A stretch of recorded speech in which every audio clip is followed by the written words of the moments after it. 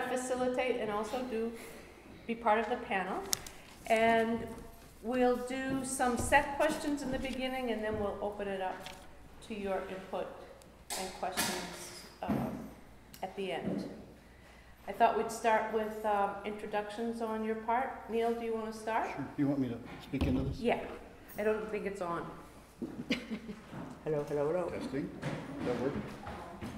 Uh-oh, somebody's got to touch the cord. It was me. Testing. Testing. Testing. There we go. Hi, everybody. Refreshments. Thank you. This is coffee delivery here. My name is Neil Rantoul, and I'm happy to be here. My background in photography is that I was counting the years on my way over here. I taught photography for 41 years. And I still do a little bit of teaching, but I retired from my position at Northeastern University in 2012 in January. And since then, I've become kind of a full-time picture maker. Did a lot of careers worth of making pictures and exhibiting my work during my teaching career, but I exhibit now as well and work kind of full-time on my pictures. I also review portfolios for the Griffin, for the New England Portfolio Reviews, and as a teacher, I really reviewed portfolios for 41 years. I also straddle the fence a little bit because I'm presenting portfolios to curators and galleries and so on myself. So I think that's part of the reason I may be here. I'm Meg Birnbaum. I'm a graphic designer mostly, and talk louder. Okay. Just put the mic closer to your mouth. There we go. I'm a co-teacher. I taught photography atelier here with Karen for many years, and been on both sides of the table reviewing, but mostly a photographer showing work for the last, I don't know, 12 years maybe. And both of these people, Neil and Meg, are on the exhibition committee of the Griffin Museum. Thanks. I'm Karen Davis, and I'm a photographer, and I've taught the photography atelier at the Griffin and Leslie and other places for a number of years. 5 years ago, we moved from Cambridge to Hudson, New York, and my husband and I opened a gallery, the Davis Orton Gallery, where we show photography, mixed media, and photo books. So we've been doing that for 5 years now, and we also, 6 months ago, started an online store of small format prints and photo books called Davis Orton Editions. Very good. I'm Arlette Caiaphas. I have a gallery in Boston in the South End on Harrison Avenue. I opened the gallery 11 years ago. I came to the gallery as a collector. My husband Gus and I have been collecting for 46 years. I show mostly photography. However, this coming year I will be putting some paintings with photographs. The gallery for me is a learning experience, and I only show what I would own. And I have to just make one comment about the atelier that's here, because I review a lot of portfolios as well, and the best portfolio presentations I encounter are from people who have taken the class here at the Griffin, the atelier, on how to prepare. Truthfully. I almost gave them a show because they were so perfect. One more step. Just one more. I can't take your show. Okay. Well, as I said, I'm the director here. And you may not know, but the Griffin is responsible for 60 exhibitions a year. Besides the 3 galleries that we have here at the museum, we have a number of satellite galleries, one in Stoneham. One. Oh, no. One in Belmont? We have one in Belmont, that's correct. We have one currently in Winchester at the Aberjona, but I'm actually closing that. We have a gallery in Cambridge, but we're closing that one, and we're opening 3 more galleries, one at Hunts, one at 530 Harrison, and we are also utilizing the space at Lafayette City Center in downtown Crossing. There's a lot, yeah. Aside from putting on a number of shows, I get to travel all over the country to do portfolio reviews. I do Photo Lucida, Photo Fest, Filter Fest, Photo Nola, Santa Fe. I also do a number of nominations for organizations, like the Pictet Prize, the Rappaport Prize, and the Heinz Prize in Pennsylvania. So I get to see a lot of photographers and photographers' work, and I get to know the ropes, and I hope I can help you out during this time together. Back to him, I think. So,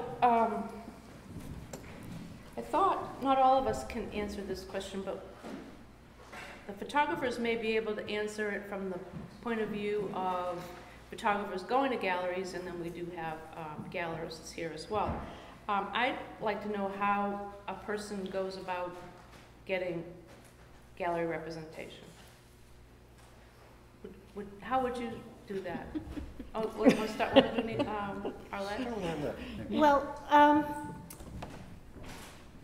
I think I'm a little different, and probably a lot of places, because right now I'm one of the few places in Boston that will show a new artist for the first time and give them space on the wall.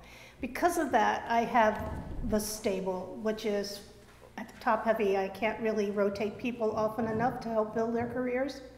So right now, I am only looking at portfolios that come recommended by curators or artists who I already represent. However, I still look at work. I do portfolio reviews, and I like to go to thesis shows. I just don't go at the openings. So I think as an artist looking for representation, the onus is on you to do a lot of homework and visit galleries where you live and be in touch online visually with galleries where you don't live to see who's showing what kind of work. Most galleries have something on their website that talks about how they take submissions. And then see if you like what's online, and if at all possible, visit the gallery to see how that gallerist talks about the work. Is that what you wanted to know? Yeah. Anything else? I'm sure they'll have some more questions Okay, about good. that. You can ask Karen. Okay. All right. We're a small gallery, and we have 7 shows a year. One of those shows is photo books. It's a photo book competition where we exhibit 20 artists-made books, and also select best of show and exhibit them.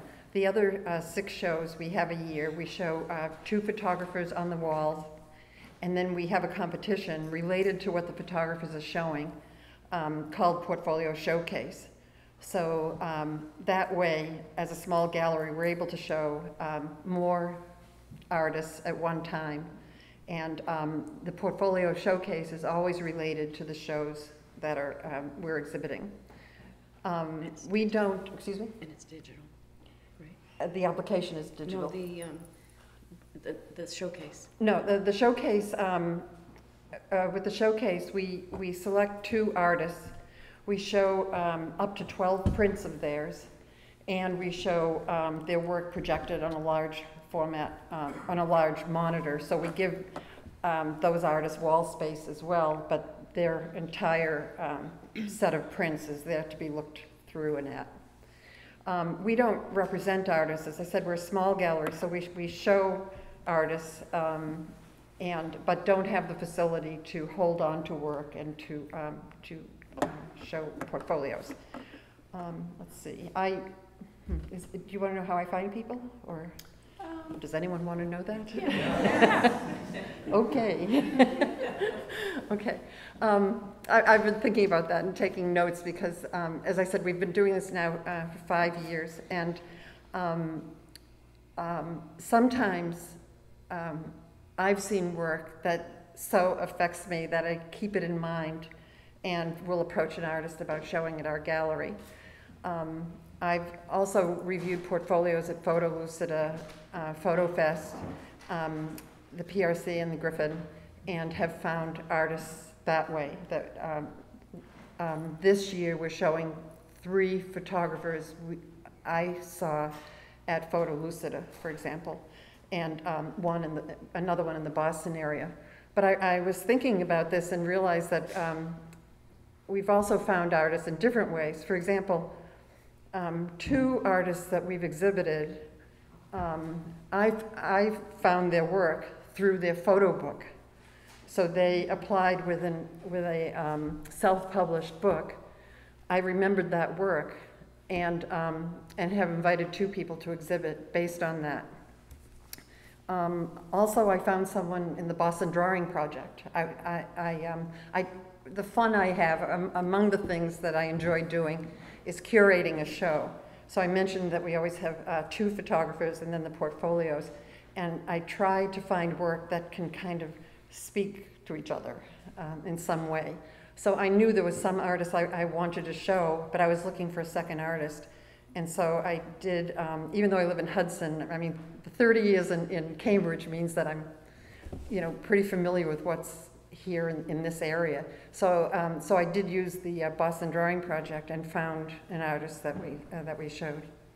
Let me see if there's any other way. Also, sometimes someone else tells me about someone I should be sure and look at.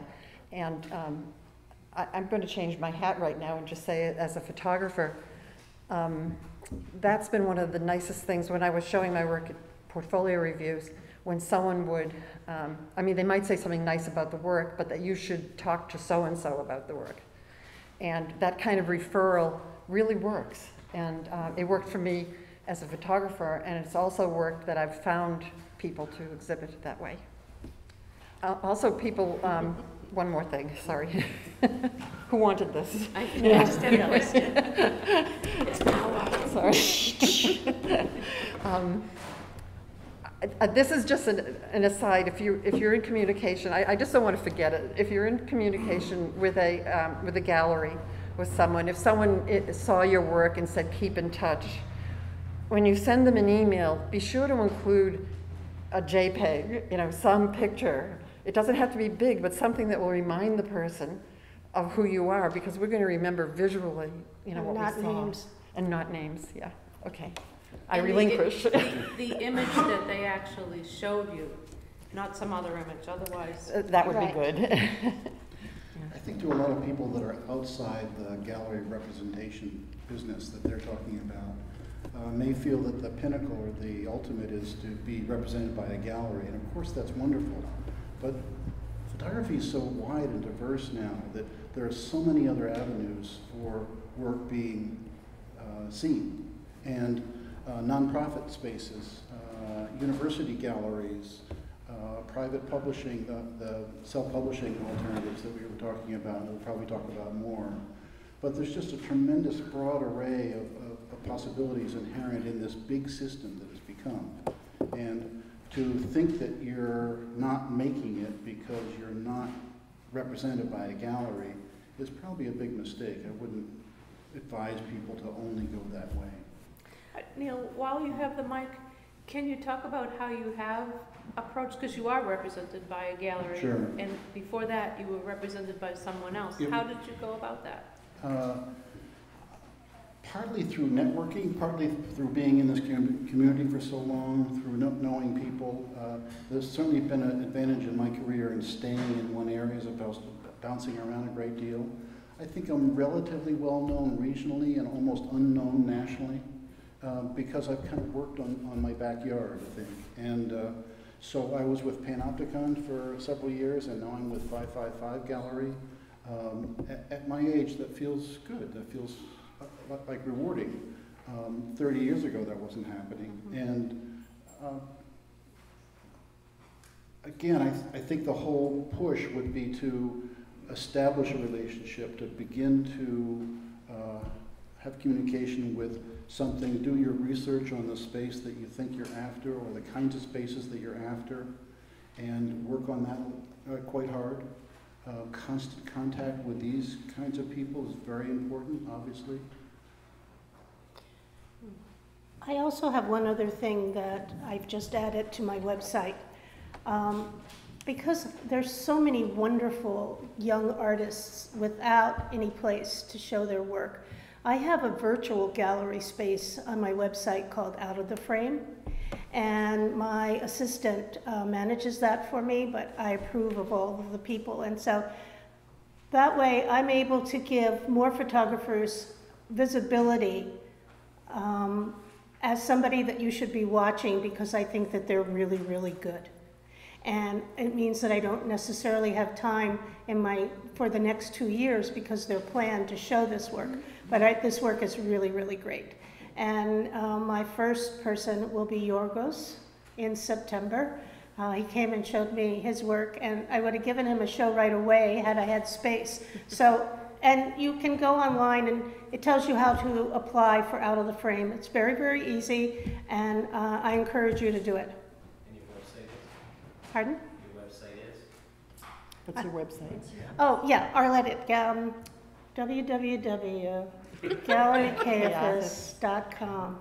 Sorry, she was speaking when you said, could you put the mic? Sure, www.gallerykfs.com. Right? Her last name? Yeah. Caiaphas, Yeah. K-A-Y-A-F-A-S. Because I think one of the most important things is for you to have visibility so people can experience your work. And because what you're basically looking for is feedback.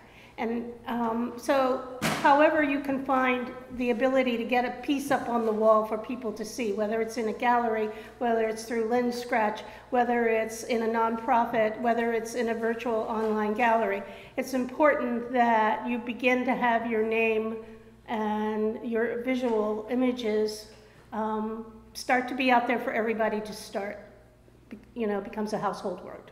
Like everybody says Yorgos now. Yeah. How many in the room are represented by a gallery? Oh my gosh, you. You're at the right place. Yeah, it's good. How many of you are out there knocking on doors for galleries? Good. Okay. What do you think, panel? The likelihood of in somebody's lifetime being represented by a gallery? Is it there's many options out there, or Meg, you're shaking your head? Well, I think that whole idea is very different than it used to be. Yeah. And I don't think it's as important as it used to be. It's not important? No, because of what Neil said, there's so many other venues and other ways to get your work out. Mm-hmm. Yeah. To follow through on that, you really need to be very careful to understand what you're after. What's your objective? Is it to be at any gallery? There's some real creeps out there, and you really want to be careful about looking at the space, understanding what that gallery is about before you push there. Being in a gallery is the objective. Being in the right gallery is the objective.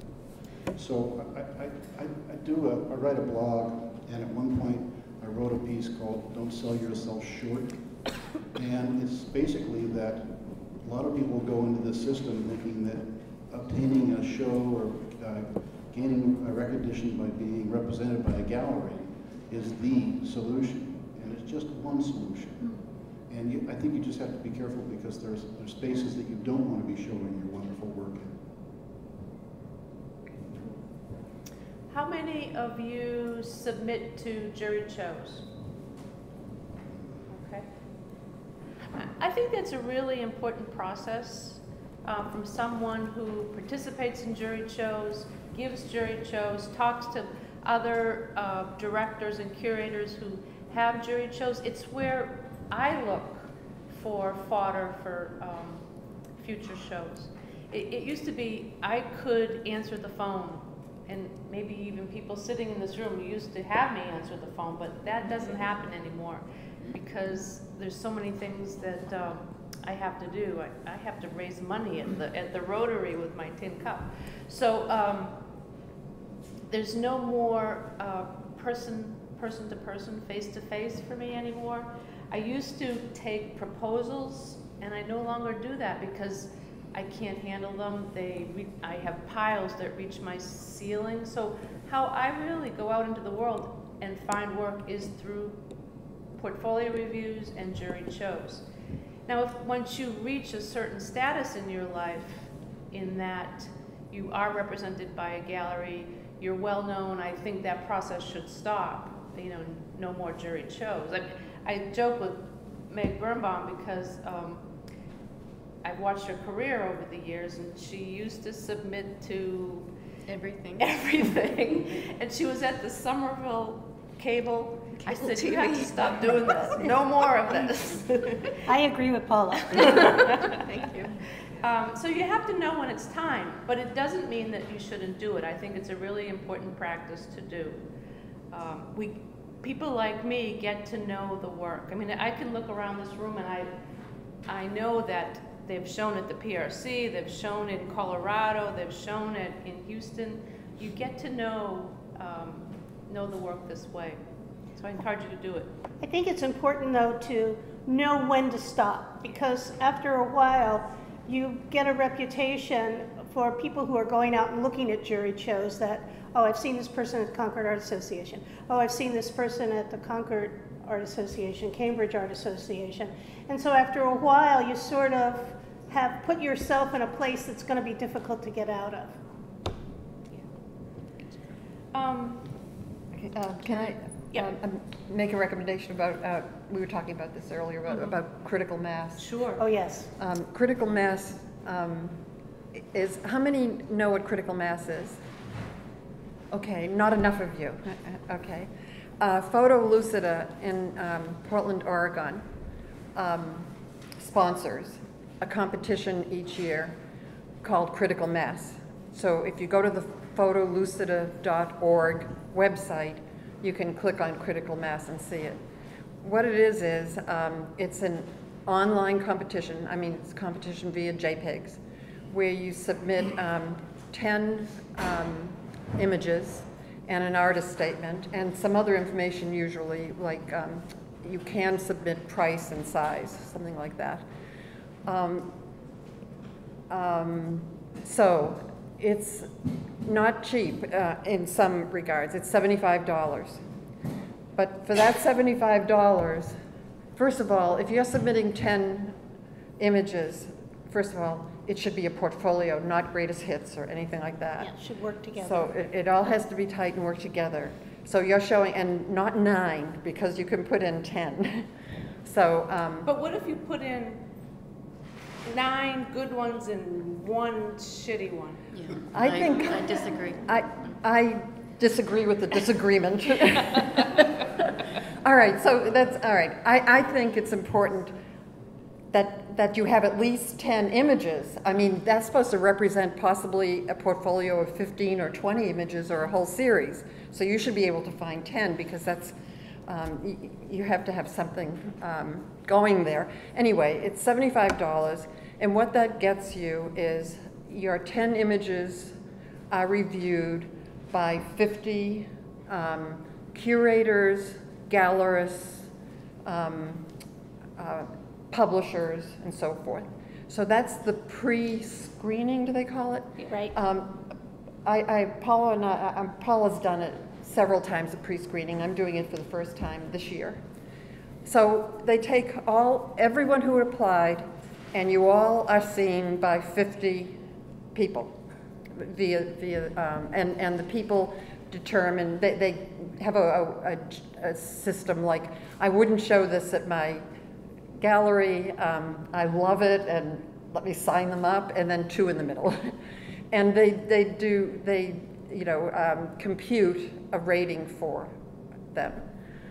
So at the end of that 50, 200 of these applicants are selected.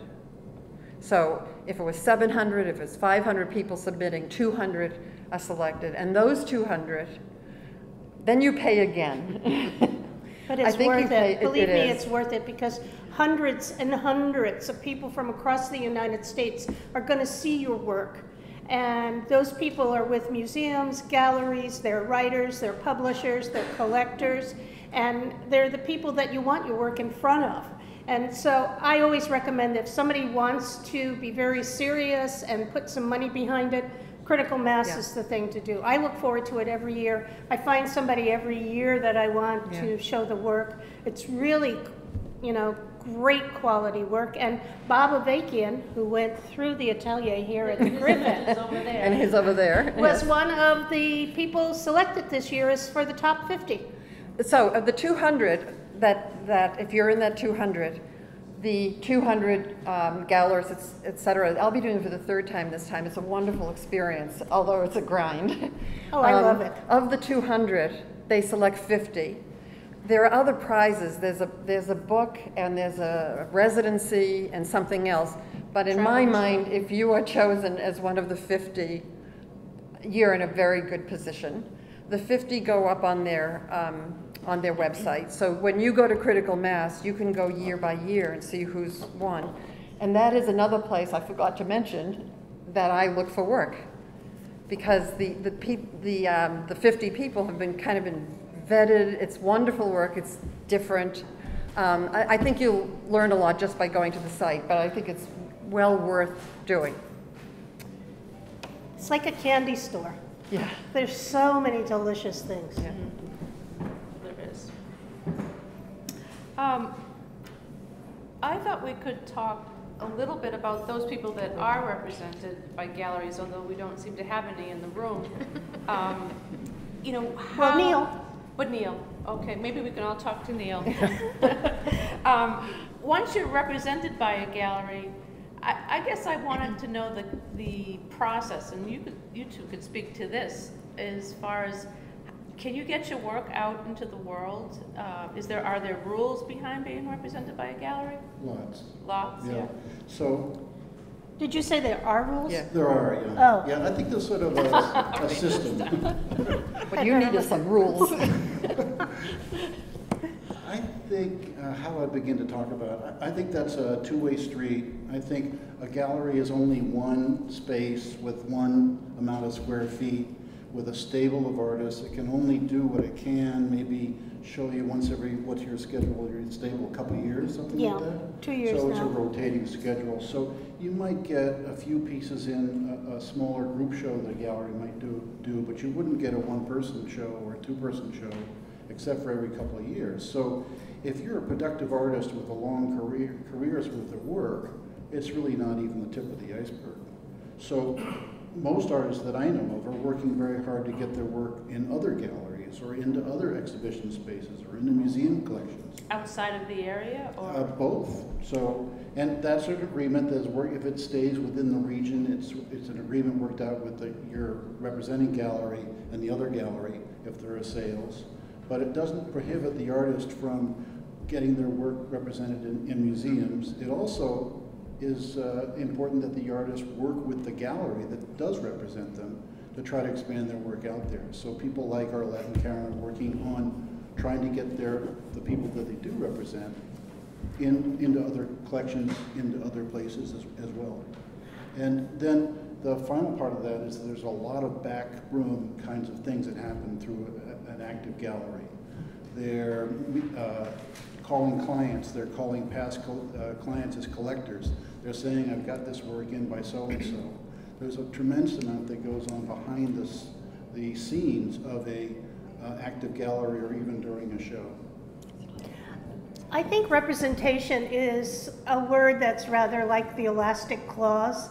I can tell you what it means for me. For me, it means that I enter into a verbal agreement, no written contract, with an artist, and I say to the artist, I will give you a one-person show. And even though my gallery often shows more than one artist, I consider it a one-person show for each artist because of the amount of space I give them, square footage. So I say we're going to have a relationship for a year, and for me it's a very intimate relationship. And I put an ad in Photograph Magazine for their show. I give them a show.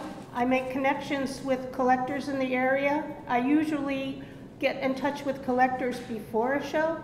For any of you who know my gallery, you know that I had Tara Cilios's goose in the back of my gallery for a year and a half before I gave her a show. And in that year and a half, I sold 20 pieces because people thought they were getting a piece of the pie before it was served. And so that's what I do for my artists, and I expect a year commitment, which means that all sales for that year go through the gallery. Because, like it or not, at the end, we all have to pay rent, and unfortunately, we have to turn your work into a commodity. So I ask for a year commitment. At the end of the year, we can reevaluate each other. But I also, before I began working with anyone new, I have started to think, what can they bring to my gallery? Who is their mailing list? How can we work together so that their work improves my reputation and my reputation furthers their career? Arlette, is it ethical for me to ask how much a gallery takes out of? Oh, sure. Yes. So it's, okay, this is how it works. It's 50-50 in my gallery. I have to give, okay, please don't tell this to anybody or write it down. I give a 10% discount to my clients who are returning. I ask the artist to share that 10%. When I work with a museum or an institution, my goal is to get more than one image into the museum. So they often want 15 to 20% off. I tell the artists we have to share that. However, what I've been doing now is saying, if you buy one, we'll give you one. If you buy two, I'll give you two. Because what I say to my new artists is having your work in a museum is more important than making $850 or $1,100 at this point. Because if you can put on your resume that you're in the collection of the MFA or something like that, then that gives you certain cachet, which, believe it or not, a lot of collectors are looking for. So starts out at 50-50 and then it gets whittled down and we share it. All mounting and framing that the artist has paid for goes back to the artist and is removed from any commission split of any kind. I don't have a big enough financial cushion to mat and frame for an artist. So when an artist does that outlay of money, I give them everything back. So does that help you? Yep. Karen? We do the same thing, about the framing and matting and the 50-50. So, unless you're consigning work from another gallery. Oh, yeah. Yes, so now if I consign work from Karen for my gallery, I'm going to hope that she'll give me 40%, and then she'll only take 60%, 50 for her artist, and 10 because she's paying the rent. But when you work with the New York gallery, not necessarily yours, that doesn't happen. You might get 30%, and then you have to think, okay, I'm getting 30% because I consigned this work from the New York gallery, and then I have to give 10% off of that to my clients. So at the end, it can be a very little bit of money that we're talking about, but all of that consigning and negotiating and putting the right people together, because even though they have separate gallery spaces, it's important that they be having a conversation and work well together. So in the end, it's sort of like there are no rules. You just work out whatever you can, the best deal for your artist, and so that you make a little bit of money so that all the work you're doing for your artist pays some part of a bill. And I would just like to say, we've been in business for 5 years, and who do I turn to ask a question as we go along? And I've learned the ins and outs of certain gallerists in the middle of the country who won't be named, and other things. So I have an artist come to me who's in Chicago and says, I want to show my work here in Boston. I'm from Boston. I say, I love your work. I want to show your work. I'll get in touch with your gallery. I get in touch with the gallery. The gallery says, you have to pay for him to print the work. You have to pay for the work to be mounted and framed. You have to ship the work, and you have to guarantee 3 pieces will be sold. I go back to the artist and I say, I'm sorry.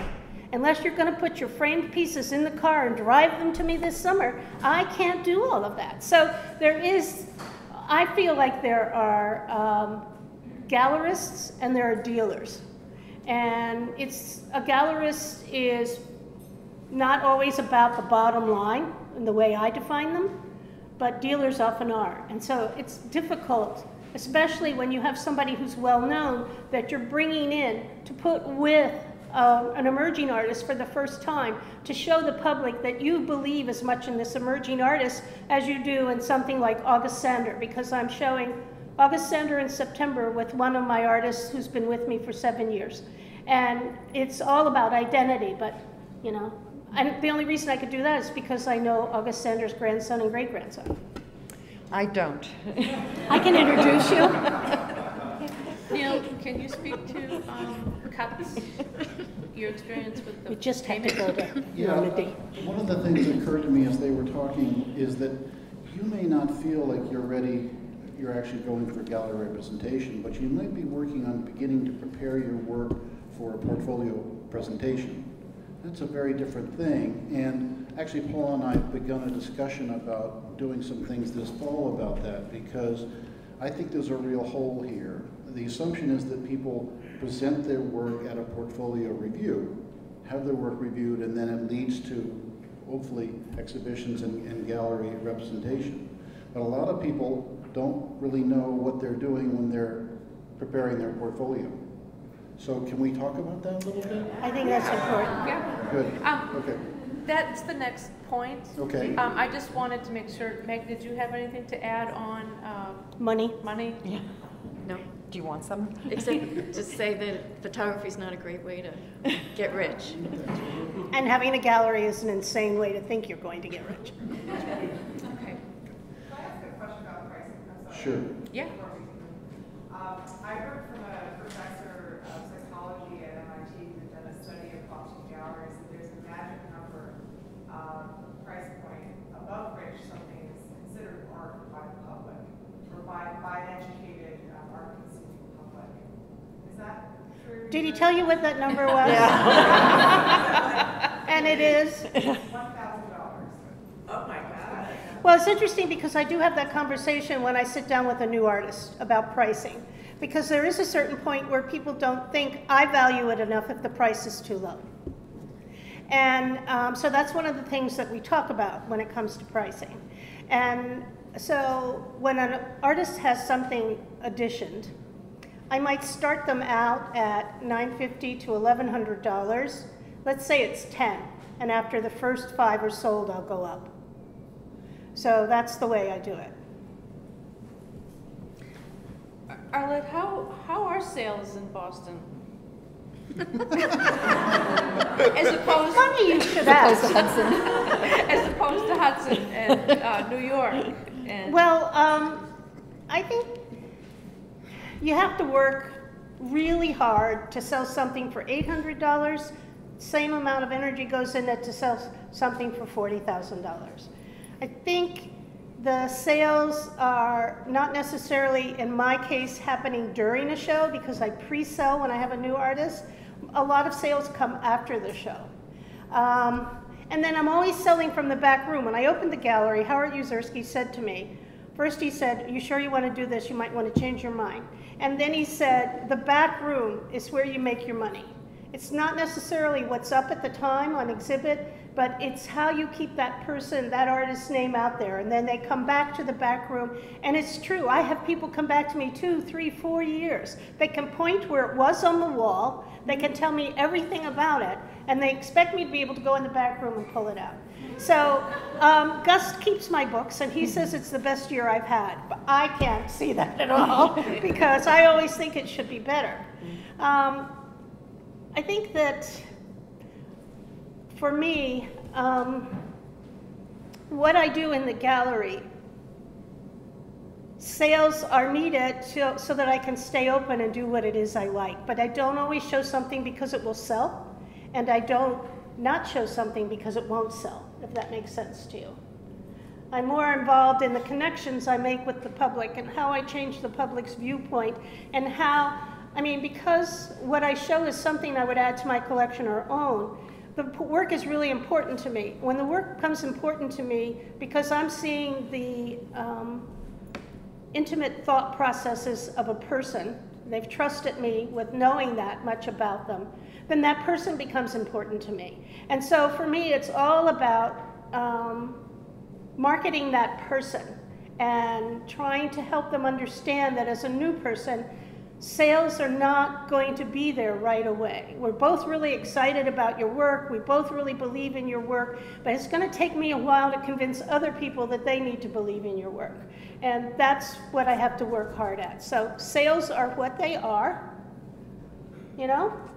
If I hadn't pre-sold this last show, I would be weeping, but I pre-sold it, and then we occasionally deaccession from our own collection, so I've also sold some Siskins and a Eggleston. So that sort of helps with what? Can I speak to that?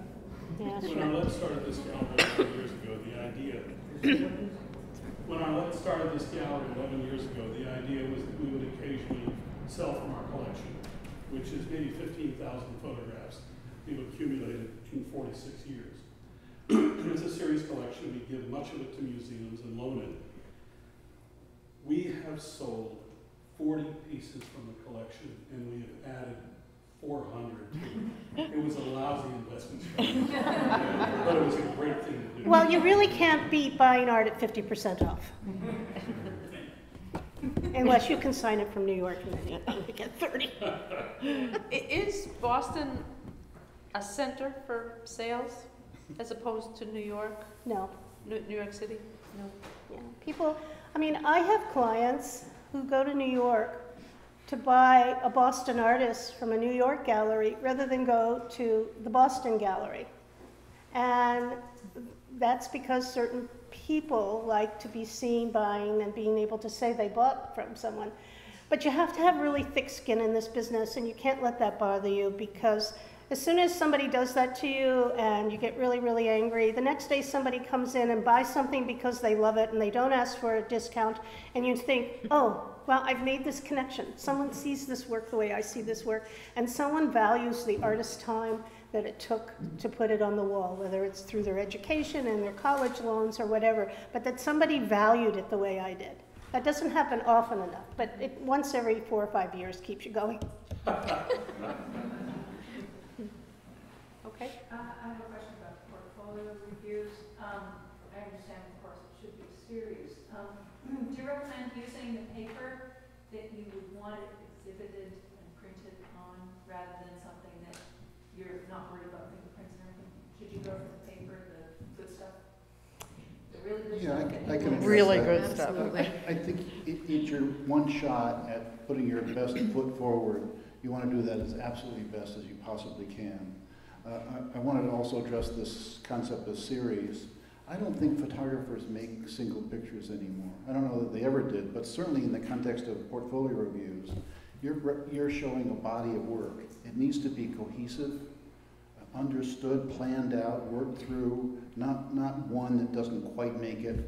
You need to be a brutal editor. You need to be showing your work to other people to get their editorial sense of the work, to cut the bodies down. We all make too many pictures, so how do we get that down to a manageable group?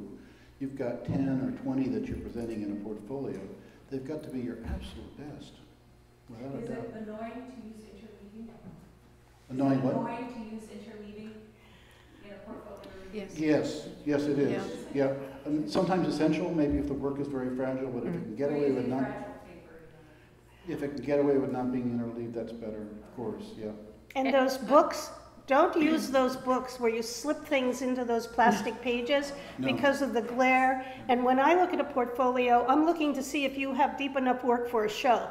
So if you bring me precious prints, already I can't like slam them around and look how they fit together, which is important for me.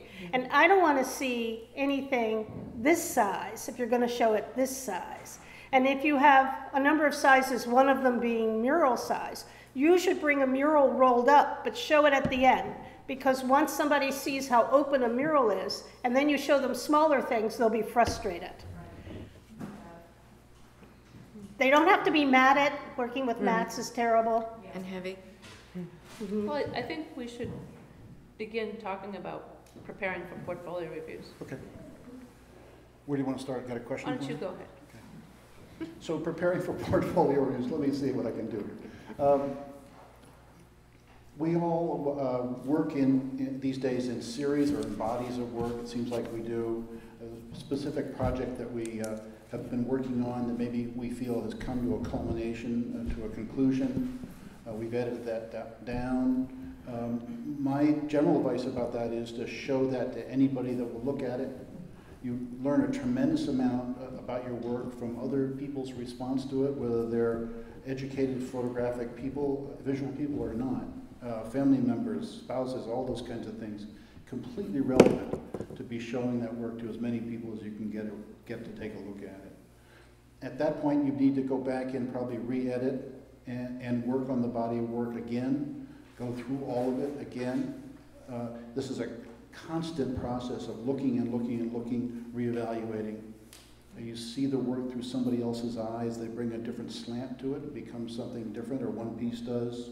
Your sequencing in a portfolio and a box set of prints is crucial. You're going to put that in front of somebody, and they're going to see that first print. What's their first reaction? What's their first sense of that first picture? Is it awe? Is it, this is nice? Is it leading to something else? The pacing of that sequence through is very important. How you're presenting that work, we talk about this in some of the discussions we have about this, but are you talking while the person is looking at your work? Are you covering the work with words? Is that a good thing? Is that not a good thing? Should you shut up? Should you say your name? This is my body of work here, and then be quiet?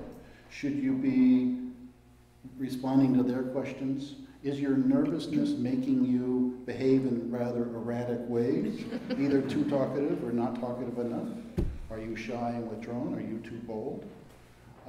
Have you created an environment where that person, like Arlette, is looking at your work in a portfolio review, or Paula?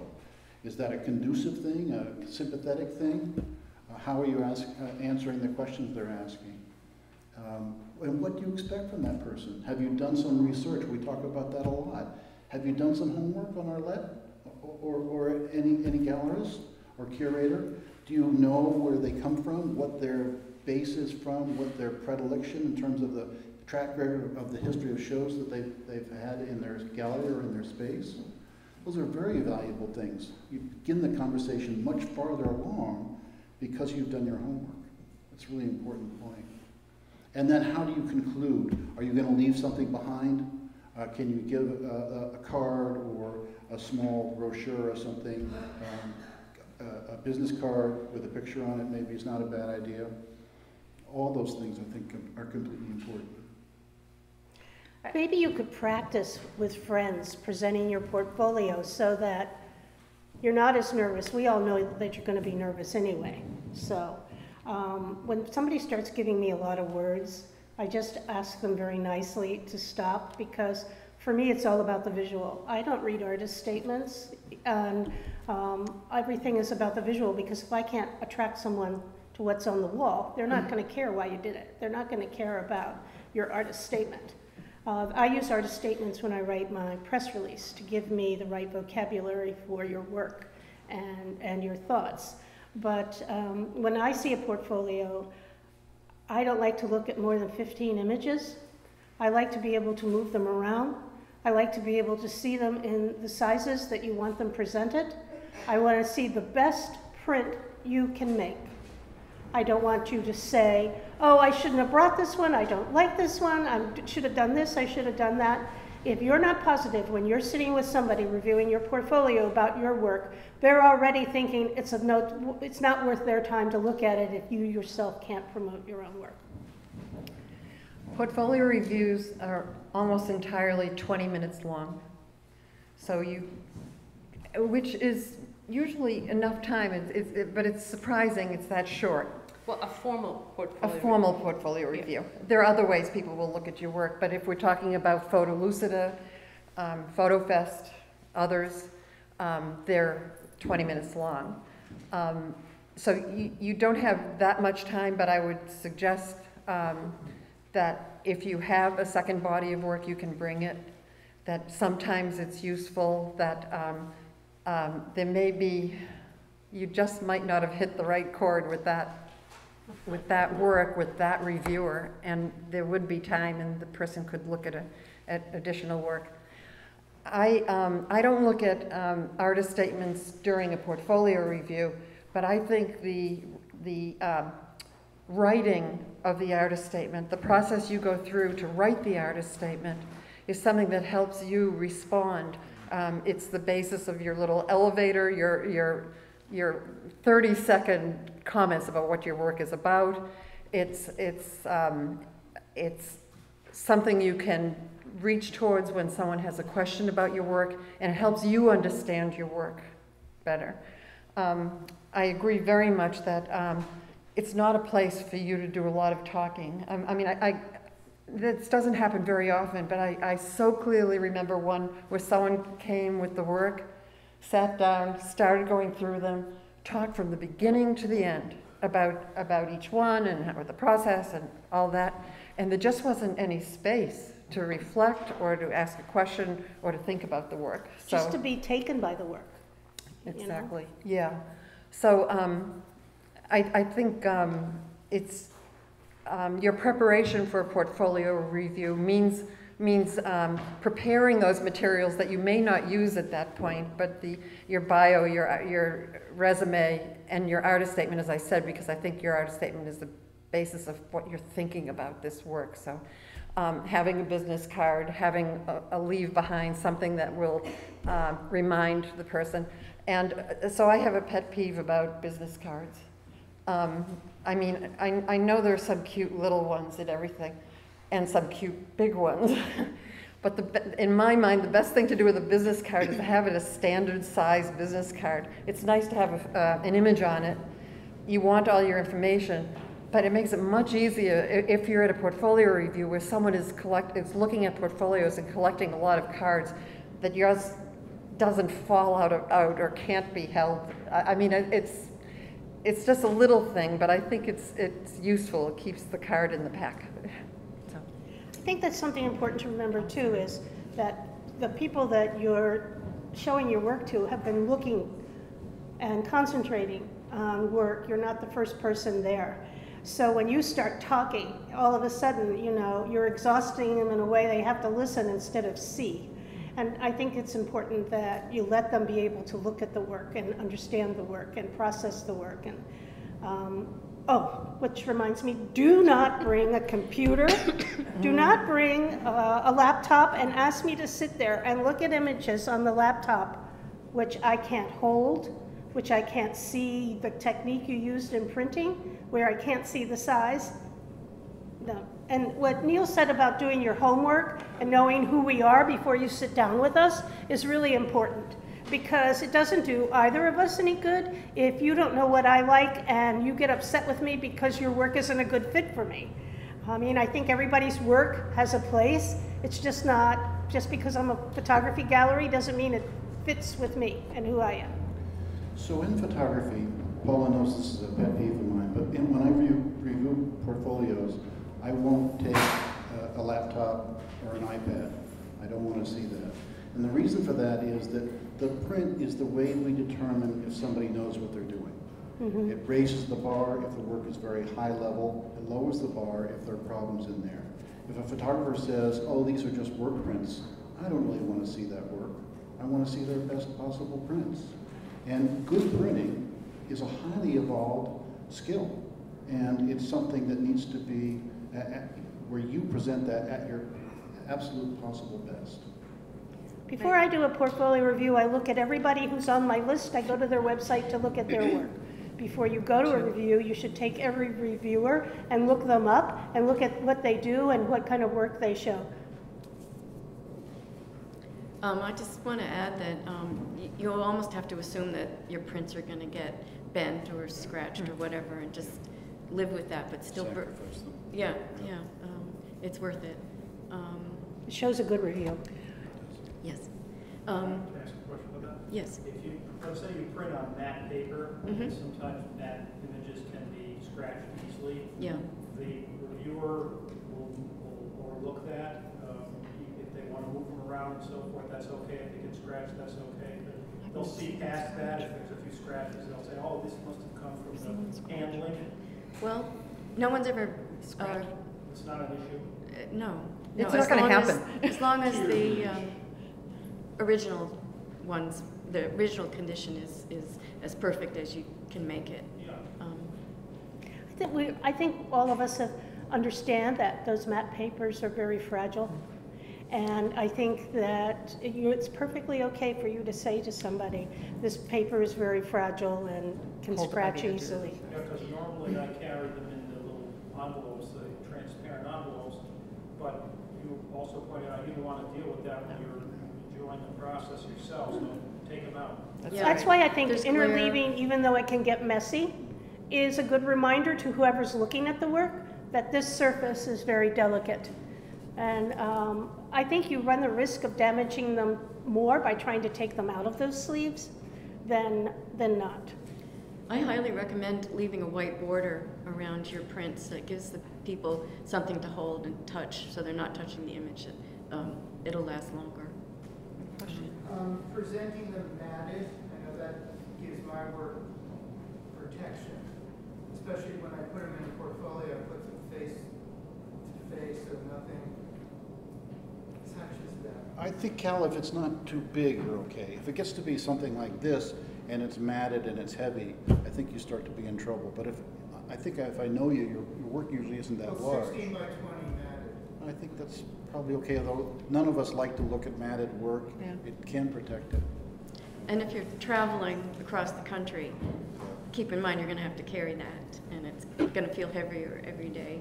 So, Yeah. think about it.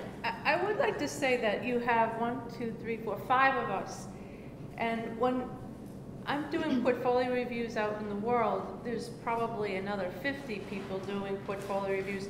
Everybody is going to do portfolio reviews differently. And my thinking is, if you try to appease each one of these people, you're going to be crazy at the end of it. I would ask you to look for an undercurrent of information.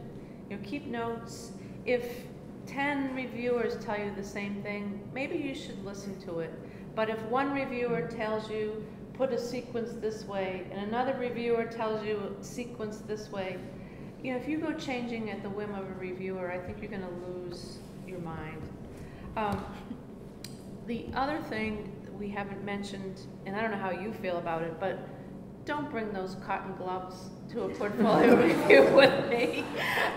Yeah. When that happens, I don't even touch the prints. I say, okay, you move them. Same here. Yeah. I don't want to put my hands in other gloves with Yeah. people. So, you know, I have no problem looking at work prints. I think the difference between me and the rest of the panel is I probably am going to see you 10 times as opposed to once. I have you come back, and you know, I do like some talk over a portfolio review, mainly starting out when there's 20 minutes, there isn't much time. I want you to state what your expectations are.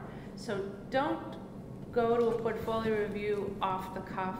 Know what you want to get. What do you want from me? Because I think we have a room full of people here, and each of you probably want something else than what Gus may want.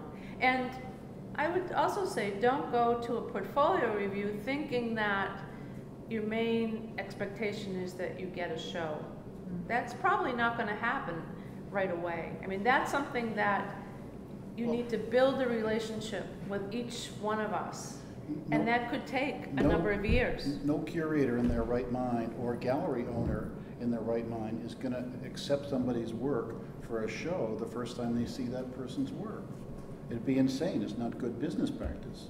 So it's the beginning of a relationship, the beginning of something that gets evolved several times, many times over many years. I've had curators I've been showing work to for 15 or 20 years.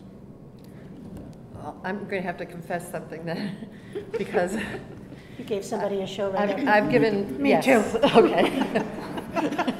Okay, I have to. But it's not the norm. For every rule, there's a broken rule. No, I gave you a show first time I saw you. I mean, sometimes I mentioned we have 6 shows plus a photo book show a year. So when I'm at the portfolio reviews, I'm really thinking about what that year's going to look like. So I'm not waiting for someone to say yes, you know that. But I've seen work that I just want to show, and I keep it in mind. And as I start kind of constructing a year, as I said, I mean, our gallery is different because we don't represent artists. We need a back room, and we don't have one. But I will keep that work in mind, and we've had some wonderful shows, and felt really good about them, and it's been from a portfolio review. So that happens too. you get people walking in Hudson off the street and say, would you like to look at my pictures? I try to discourage that. People do walk into galleries and ask if we'll look at their work. Usually, I think there's supposed to be a recommendation that people network at receptions and things like that. Not with their work. No, well. Not at an opening. No, yeah. So no. But you get to know someone. You find out how they look at work. If someone, we're in the Hudson Valley area. We're 2 hours from New York City. Most of the people who purchase work in Hudson are from New York City. So it's a nice jumping off place for people. So they, I mean, it feels, it's good to show there. Anyway, I think I'm losing the train of thought. Let's see, where were we? Give me a hint. Coming off the street, showing. Oh yeah, thank you very much. So people have come off the street. They'll say, I'm interested in finding photographers from my region as well. And so people will come off the street, say they have work. I always ask them to send me an email and a website link. And I look at them. I'm glad to look at them, frankly. And half the time, so this gets to something on your you must do this list. Half the time they'll say, oh, my website's out of date. It's not showing the work I have. So what you all must do is think about that. I think a website is very useful, and it's only useful if you can keep it current.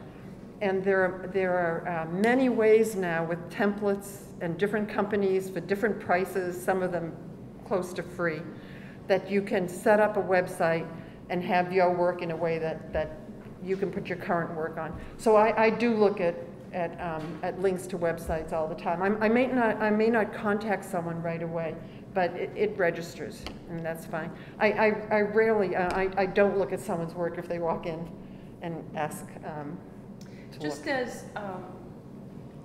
you are looking at the reviewers, we're looking at you too, because we get a list to see who we're going to be reviewing.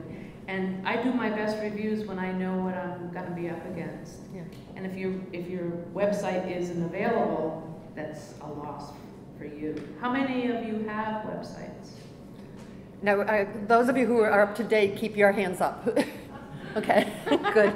And is your website your name, or is it something like my first kitty name was Mew Mew? Because people are only going to be able to find you by your name. I've had trouble when I go through my list to see who I'm going to review because they use some cutesy kind of thing instead of their name. Question about the portfolio review. I'm sorry. You say something when at the end of the portfolio review, it's okay to leave something behind, a business card. What else? Resume. Resume. Part of the art statement then? You know, it depends where the review is. If it's local and all of us can get in our cars and drive home, I would say it doesn't matter what you bring, the more the merrier. But if you're preparing a portfolio review in Houston, I would say really limit what you're going to bring and leave behind. Because I have to lug that home, and more than often than not, I have to pay to ship it in my suitcase, or I ship it back to myself. It's huge. Meg has a comment. I just want to add to that to say that that keeping something to send later is great. So when you should write a thank you note, some people accept email thank yous, but I like to send them through mail, and that's a great opportunity for you to send more work to that person. Mew. Speaking of Mew. Mew.com. Moo? Yeah. Tell them about Moo. Moo.com. Do you know about Moo?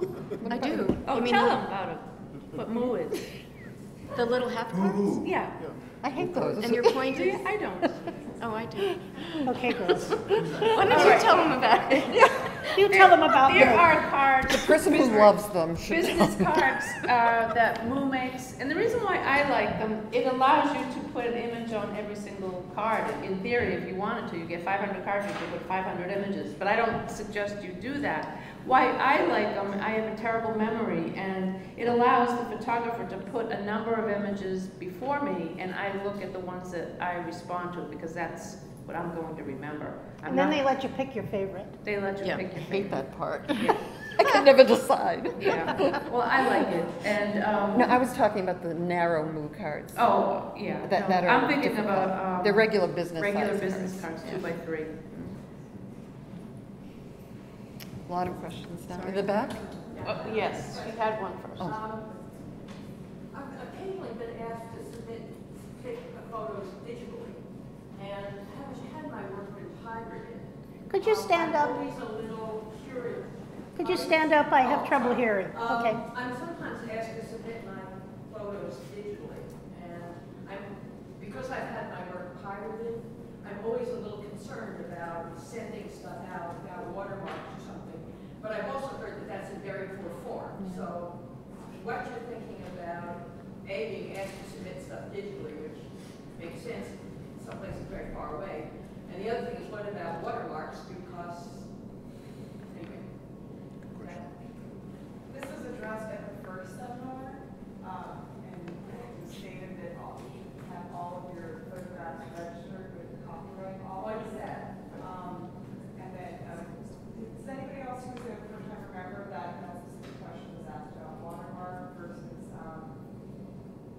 having, basically, the most secure thing to do is have a watermark with your copyright, your name and copyright throughout the entire image. But of course, that's not going to help you if you want someone to actually see your image. That's right. So basically, you're going to have to risk it and put up an image and have it pre-registered with the Copyright Office so that you can dispute the claim. Then you should use a web software to figure out if your images are being pirated so you can dispute those claims. Well, also everything that you send out digitally is such a low resolution that it'd be very hard for someone to make a good print out of it. Yes, never send a bigger file than you have to Yeah. for any application. Keep it down to its minimum size, so it can't be picked up and printed out. Basically. They'll tell you what size they want them usually Yeah, when you. but do sometimes these people will send competitions. things larger, and that's not Yeah. a good move. Not a good, yeah. Well, since we were talking about marketing, is there anything more that you'd like to mention about the marketing of portfolio reviews? Or their work bringing to a curator, what should be left behind? This is kind of a different question, isn't it, to a curator? Mm-hmm. We haven't really talked about submitting your work to a museum, but that's a little bit of a different category. Museums are very big, cumbersome organizations, by and large. They don't act quickly. They don't move on the moment, on the spur of the moment. Their whole system is really quite conservative. Very often they rely upon galleries for finding access to new and exciting work. So when you manage to get your work presented before a curator, it's a very different kind of a context. And I think it's really true that no large museum curator is going to take somebody on right the first time they see them either. But they may put them in the collection. They might put them in the collection, and that's the next thing I was going to say, and that is that one of the objectives is to have your work acquired by the museum for their permanent collection. And most museums will want to acquire maybe one or two pieces. I did the same thing Arlette was just talking about when I presented to Debbie Cow at the Fogg Museum in the 80s. She decided to purchase 2 of my prints, and I gave her 2 more prints. I thought 2 was too little to represent that body of work. And you can always do that. If you get a curator interested in your work, you can come back with an offer of 1 for 1, that kind of a thing. I know the curators at the MFA consider it a community duty to do portfolio reviews and to jury shows and to look at work. And they will say to you, I want to continue to follow you, show me, the next time you're in town, do this and do that. But they do move very glacier-like, very slow, because it all boils down to money. And they are not going to invest in somebody who's had their first show with me until they've had their third show with me.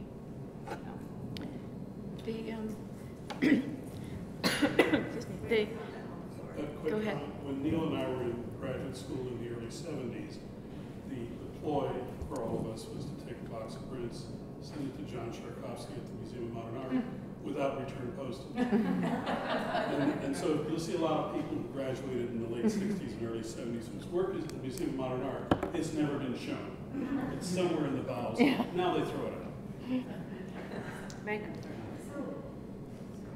Well, this is just a personal experience. The MFA in Houston will invite you into the collection, but they will say they don't have any money, and that the first picture has to be gifted by not you, but somebody representing you. And then once you're in the collection, you can give more pictures. So, are you in that collection? Yes. Who submitted? Did somebody buy your print and submit it? I got a friend to say they were donating it. Was that Ann Tucker's policy? Was that Ann that did that? No, it wasn't Ann. It was It's an interesting idea. someone else. I forget, but I showed him my work at a portfolio review, and then he contacted me a month or two later. And again, he asked for 2, and I sent 3. So. Does anybody here have their work in a museum collection? 2? Oh, yes. How did you get in? Yes, yes. I was in a gallery and a collector purchased it, and then I think 10 or 15 years later they donated it to the museum, to the De Cordova. And then the curator of the De Cordova got in touch with me and wanted a resume and a statement for them, and then it was accepted. Well, let's open it up to the audience now. Are other collections, places that do collections too, besides that are also useful? Collectors. Fidelity, I mean, Fidelity. A lot of the hospitals Sure. have permanent collections. Corporate collections, yeah. Collections. Yep. good point. Yep. And some of them do portfolio reviews too. I think Fidelity used to. Let's try to name those for people so they can write them down. J.P. Morgan, Fidelity Investments, Wellington Management, Wellington Management, Bank of America, Elton John. Elton John, yeah. Yes. Express, I believe, does. What's that? I think American Express does. American Express. Maybe American Express Travel. Do you have any more? Do you have? You said some in the beginning. South Coast Hospital down Right. they have a huge collection. Yep. And it's really cool. They've been collecting since they were St. Luke's and St. Anne's. Some of the hospitals in Boston have collections as well, but I'm not as familiar with them. Meditech. Meditech. Meditech, right?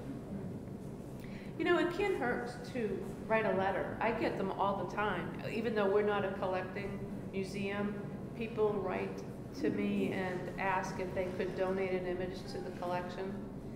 And I throw through the process of putting it in front of people, and I'll take it. So it couldn't hurt. Invite them to your shows. I mean, Yep. South Coast Hospital bought some of mine because they saw them. Mm-hmm. You have questions? Yeah. What would you say to people who are, let's say, at the level of submitting for a jury show, but not yet ready to do a portfolio, but might want to do that? What's the best path? What are things we should do to prepare for that level? Well, I personally think that any level is ready for portfolio review at the local level, and I really would encourage you to do it for the experience. I believe that we are professionals, and that is our job to review you, whether you're an amateur or a master printer. That's my job. I'm there to guide you. I think that it's really service for the industry.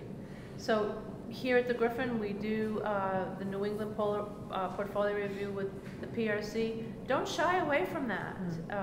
You know, beforehand, we'll do a pre-flight for portfolio reviews to help you.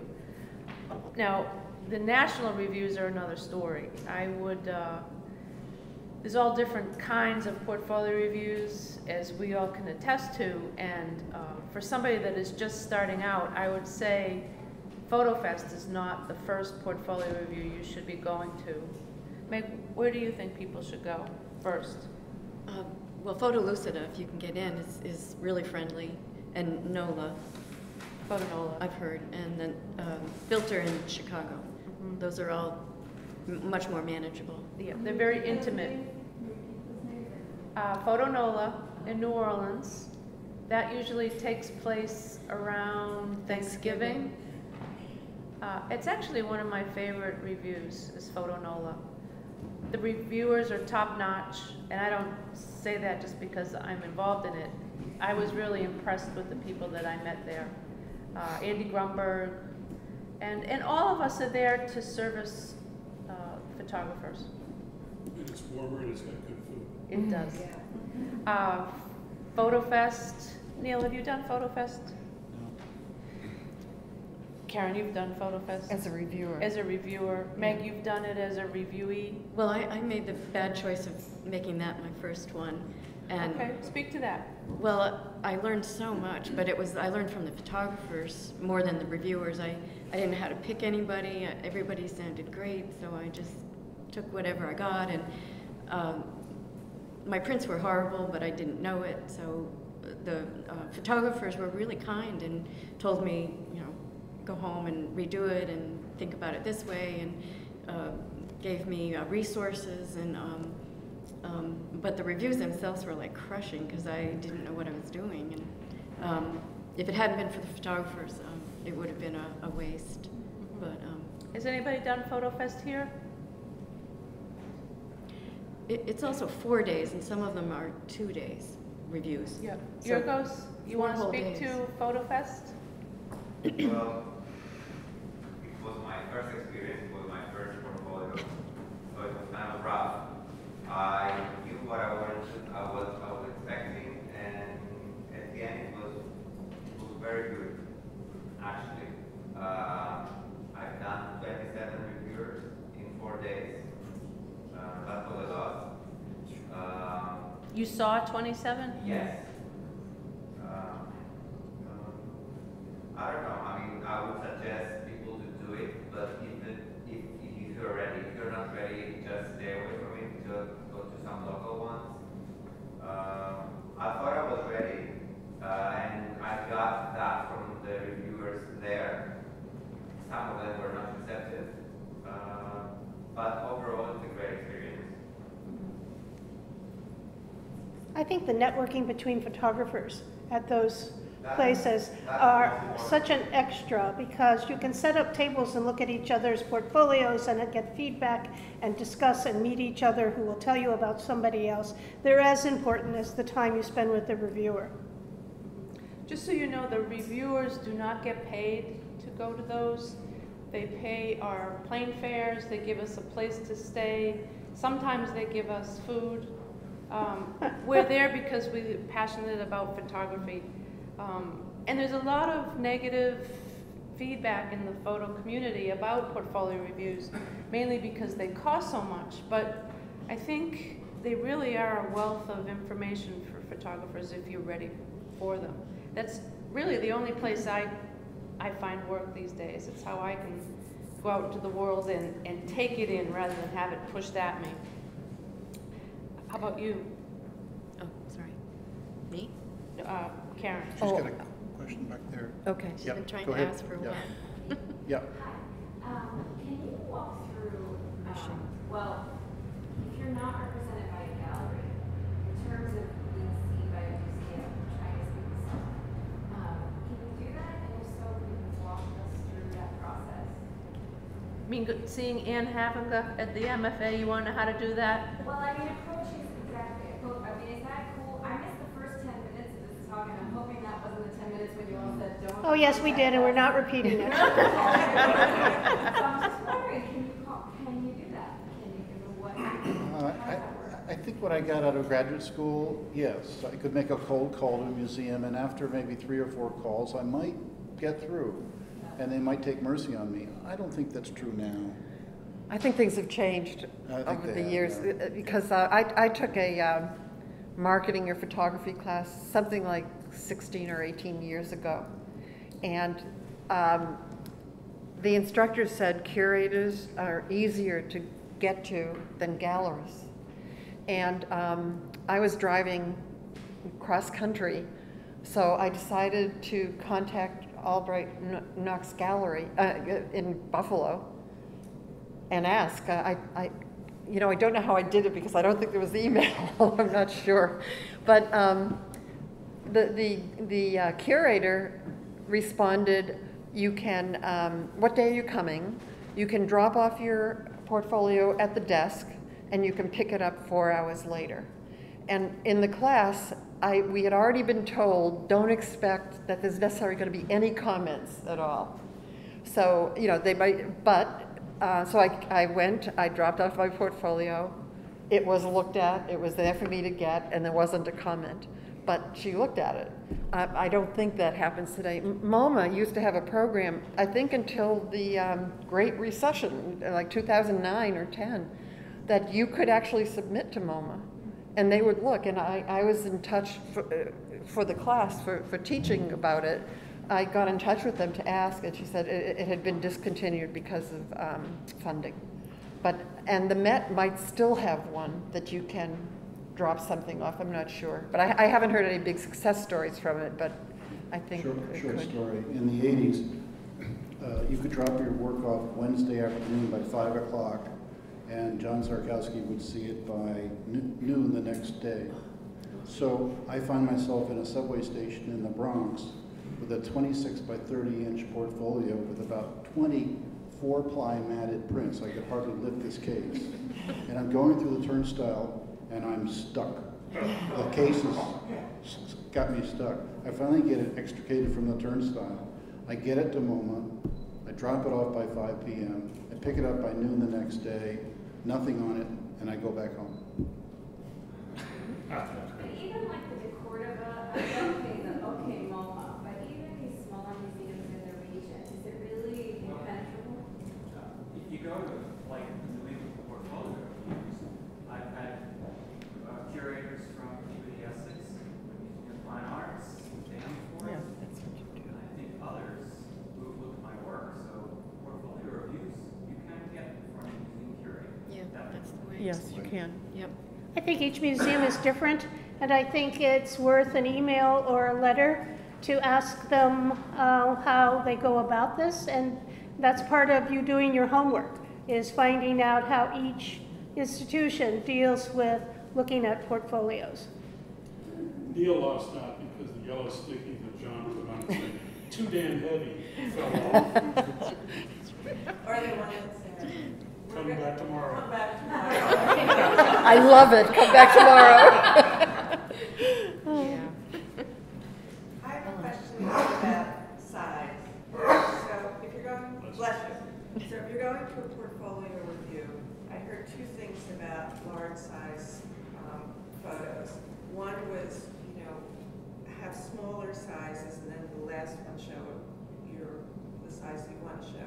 Because then I imagine it's easier, then you can move things. Oh, no, that's not what I meant. What I meant was, you should bring the size you want to show. Usually you have two sizes, right? And the smaller size is the one you should bring. But if you print a mural size, you should bring one to show them how it looks in that size as well. But don't bring everything that size. And show it last, because they'll have already looked at the smaller ones, and then you're going to open it up. Yeah, well, the problem is, what if you have a series that you only want to show large? Well, you mean large, you mean 20 by 30. Yeah. And That's okay. I think That's 20 not by large. 30 Big, but it's okay. can That's work out. manageable. Oh, okay. Yeah. Don't overmat it. In this world, large is 40 by 60. That's Yeah. No, that's another thing, that people will bring different sizes and have opinions about it, but physically, you're probably on a table like this. Exactly And right. 20 by 30 can be shown, especially if that's the size and that's one size. I've heard Meg talk about how you reduce the size some to reduce weight. Oh, yes, Yeah. yeah, right. So, I mean, you can do it different ways. Because if you're traveling, you're going to have to carry that on the plane with you. Or ship it. Or ship it. And at the portfolio review, they don't let you leave the large prints in the room. You have to take them out with you. You can't show it on the table that the reviewer is on, the big prints. You have to travel to the edge of the review station. And that can be cumbersome for the reviewer. And you might want to consider that 13 by 19 fits in an overhead compartment on an airplane. Okay, good point. Yes? So what if you know, have work that is essentially only planned to be shown in 20 by 30? Bring them. I got to say something, as a guy who's always tried to make the biggest prints I always could, I don't think that size is actually the most important thing. I think the image is the most important thing. So if it's meant to be 30 by 40, but you're showing it in a portfolio review as 30 by 20 or something like that, that's not that big a translation, and they're very experienced people, they can do that. So if you're determined to show it larger, and it's too large, I think you're not doing yourself that bad a disservice by showing it at a smaller size in a review.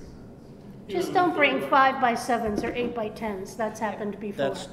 And because that's just really ridiculous if you're going to show it, you know. But a 30 by 40 is also meant to be looked at a viewing distance of 4 to 6 over there. feet. And these people are good. How long are their arms? They got to be able to handle it, you know, pick it up. Well, does it make sense then to bring something in a smaller size, a 16 by 20, 11 by 14, and say this is intended for? Yeah, these days 11 by 14 is small. Well, yeah, I understand. Right. 16, 20, 22 by 17 if it's digital.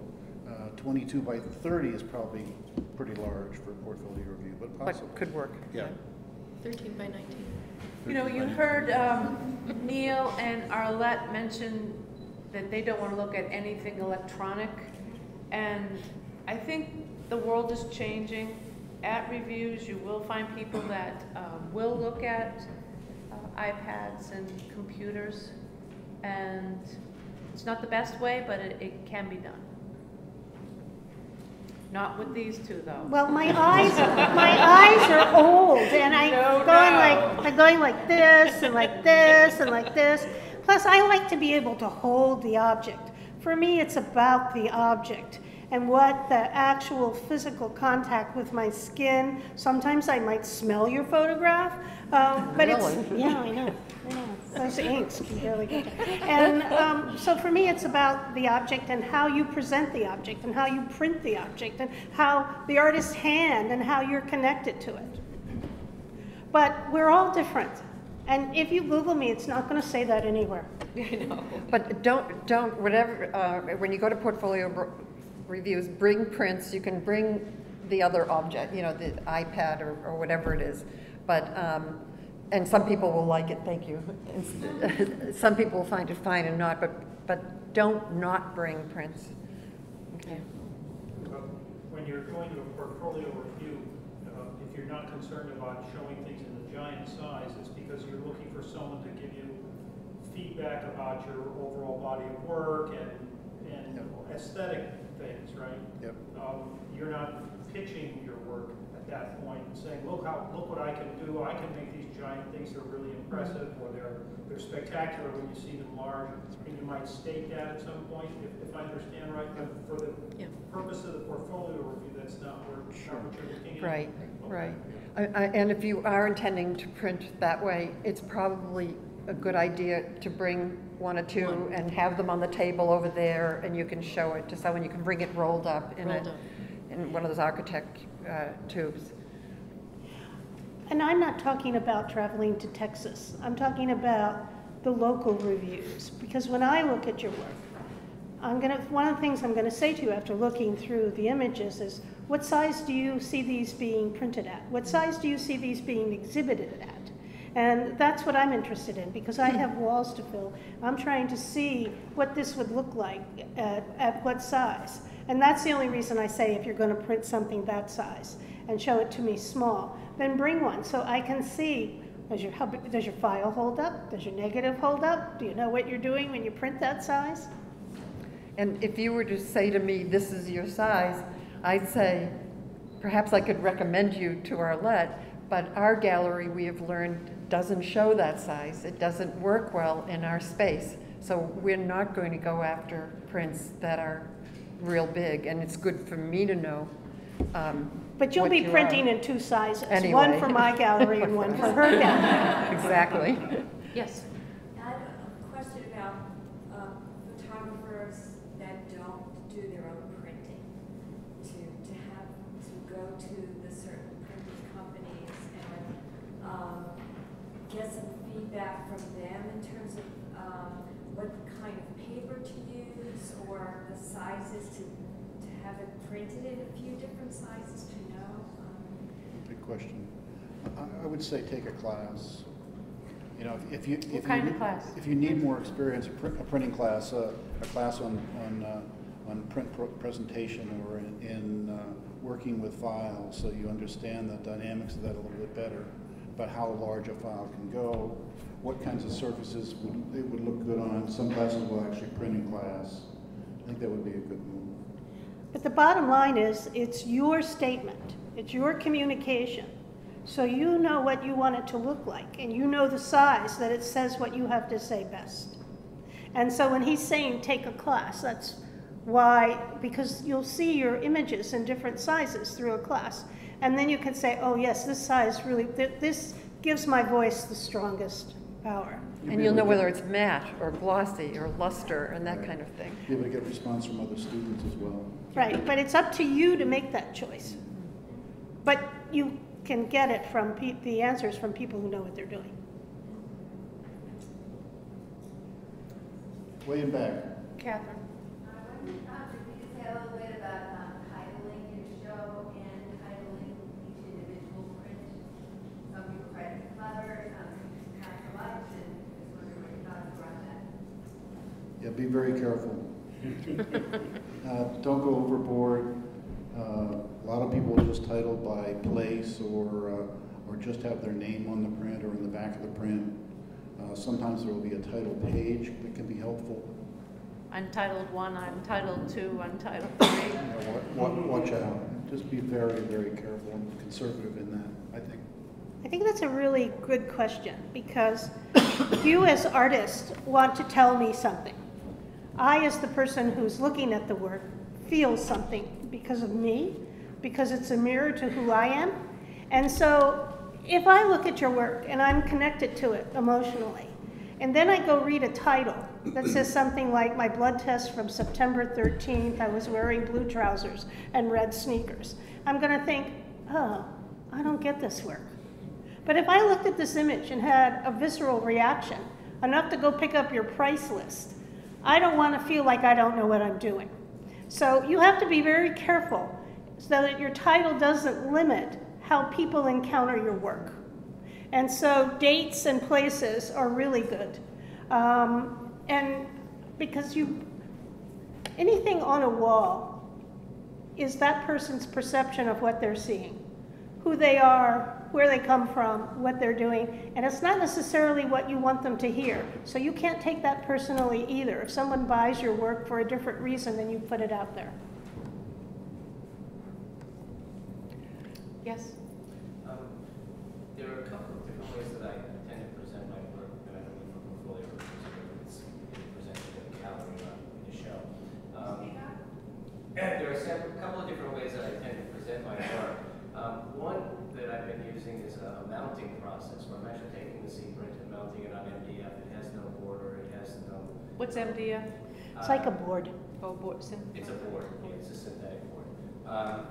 Which gives it more of a, and then has a UV coating. It has a more of a painterly presentation, whereas some things I frame with matte, some things I frame without mattes. When doing an actual show, that makes a huge difference. When doing a portfolio review, you don't have any sense of that. How does one present that to a portfolio review? Does one? I don't think you do. I think that's a dialogue that you have with someone who's going to be hanging the work on the wall. And anybody that buys a print on MDF it's a death warrant. You know, that is not archival at all. Of course it is. Uh-oh. Of course it is. Loaded from all that. You take a C print and you mount it on any evidence, of course, just as archival as a C print evidence. Yeah. Yes, With controversy. let's move along. Black and white with color. Do you ever combine those in a portfolio? Rarely. Or- You'd have to have a real good reason. If it's not part of the point, that's right. If it's not part of the concept, you're taking somebody from a black and white vocabulary into something colorful, or the opposite of something like that. If it's not intentional, it's just a bunch of black and white prints and a bunch of color prints that are kind of in the same box, not so good. I just wanted to go back to kind of a basic question. So I've been out of the art world for about 10 years. I pursued architecture for a while, and I've been just shooting with my digital camera all along. And everything I know about what you present to the gallery and what is currently thought of as art is from like 10 years ago. And so I realize that we don't like to think that there are trends in art, but I think there are. Like when I was in school, Versity had just come out and everything was enormous. And so as I'm trying to think about how to position my work, I'm attracted to, I like scale, I like tiny scale, I like enormous scale. We're visceral people. But I'm curious if the panelists could just share some stories of when someone approached you, invited, to show you their work. How did it unfold? I mean, what did you see? What material was it that the images were printed on? What size were they? How many were they? How did the person interact with you? How were they dressed? What was it's a theatrical experience that causes you to want to engage with somebody. And I just wondered, what were those pivotal experiences that worked? I got nothing.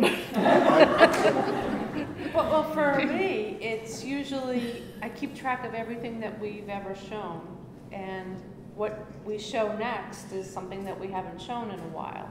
So when I approach a portfolio review, my mind is open. I look at, sometimes I did the Santa Fe review recently. Every single person I saw was photojournalism on Saturday. And on Sunday, everything was landscape. I was bored out of my gourd. I just wanted something to wow me, and nothing did. They were all good portfolio reviews. The work was great, but it's something that I've seen all the time. I went to PhotoFest. I saw David Pace's work photographed in South Africa. I knew we had never shown anything like this, and I was blown away because of the subject matter. And in my mind, I'm putting work together. The second portfolio the next day, I saw a portfolio that would work really well with David Pace, and then Mary Beth Meehan comes, and it's like there's the trilogy of shows. So it's really what my history is. If you go to a gallery and they've just shown landscapes, more than likely they're not going to show your landscapes right away. Look at the website. Look at what they show. What kind of work does the gallery show? If it doesn't fit you, then more than likely they're probably not going to show the work. I'm not a photo snob. But you play one? But no, I'm not. I'm really not. I have a very broad aesthetic, which I think is to my advantage, in that, because I try to appeal to the public's senses at least one time a year. And one time I was at a portfolio review, and this person came to me with slides that they just picked up at CVS. Now this is at PhotoFest. They should not have been there, but I still felt so energized that this is why I'm here. I'm here to help this person along. And because that's the passion of what we do. After I went over my time, because I had to go back to, well, you need to take a photo class, and the people that ran Photo Fest actually stood in front of me and said, let me teach you how to do a review. And I was just furious, because it's not my fault that they let somebody in with CVS prints. And you're a nice person. Well, that's my job. My job is that I should be there. So needless to say, I did do a Jessica Fletcher letter at the end. But I think if you bring your passion to the venue, to the curator, I think the curator's going to be energized by your work. They may not show you, but I think they'll help you along.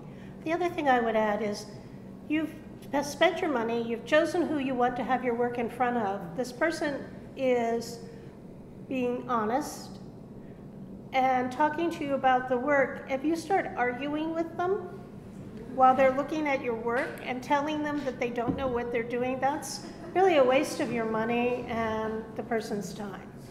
So I think you really have to listen to what's being said to you, even if you don't agree with it. You've learned something from that, in that you don't want to have your work in my gallery. But, you know, you just don't want to be so aggressive and so closed-minded about your work that you can't hear what somebody is saying to you who's seeing it with fresh eyes. I totally agree with that. The other thing about these portfolio reviews, I guess I have to change my tune a little. Is this on? No. I don't know. Oh. Thank you. So technical. I think for the most part that you will find when you go to portfolio reviews that people who are looking at your work are fairly nice.